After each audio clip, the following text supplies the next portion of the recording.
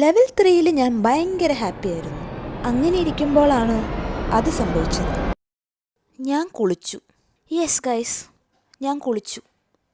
പക്ഷെ ഒരൊറ്റ കുളിയിൽ എന്റെ കളർ മൊത്തം ഇളകി അങ്ങ് പോകുമെന്ന് ഞാൻ സ്വപ്നത്തിൽ പോലും വിചാരിച്ചില്ല.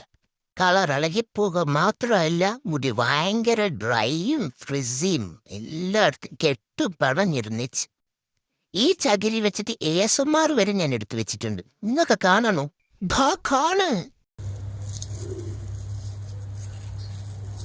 അങ്ങനെ മുടിയും പോയി, കളറും പോയി, ലോക ട്രാൻസിഷൻ വെള്ളത്തിലായി.